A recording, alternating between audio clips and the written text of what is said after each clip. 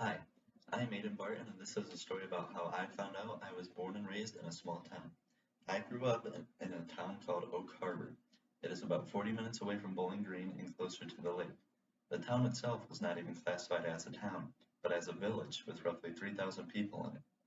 My high school had probably around 600 people throughout the whole school, including the 8th grade class. My class had a little less than 150 students and was considered a larger class. With that, I could probably count the number of black students on my hands. As for other racial diversity, Asians could be counted on one hand. There were only two Muslim students, and they were brothers. And then there were probably 20 to 30 kids of Hispanic descent. Although I do not consider myself religious, the majority of students were white and Catholic, and the school tended to just assume that everybody was. I always got invited to the Fellowship of Christian Athletes meetings, and I was never even asked if I was Christian or Catholic, and my school was a public school. I can't imagine how this made the Muslim students feel either, since they basically were excluded from it. The points of differences are race, ethnicity, sex, and religion. I didn't really ever realize this either until my junior senior year when my AP Lit and psychology teacher brought it up. This really made me question if my ideals and morals had been affected by growing up there. Thankfully, my mother raised me and my sisters very well and to be accepting and understanding of anyone. And we are. My one sister is bisexual, and living in a small town means that everybody talks. Many people are dead set on their ways, to say it politely, which makes it difficult to really be yourself in a small town. Some parents are still stuck in high school too and will gossip about 14 to 18-year-olds.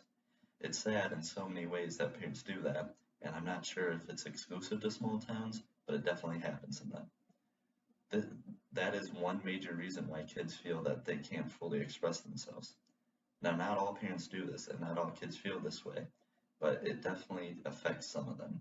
After high school, me and my sisters all lived in Jacksonville, Florida, a big city where diversity is everywhere. I didn't feel out of place or uncomfortable at all either. It also allowed my sister to finally fully embrace who she was. She felt comfortable enough to officially come out and to be her true self. Although I did move back to Ohio, I didn't move back to escape the diversity. I just didn't like the heat, and I'm not the best at meeting new people. The topic is important because no matter if you grow up or still live in a small town, there's diversity everywhere and it should be embraced and accepted by everyone. This topic has added significance because we are all college students who are in the real world now.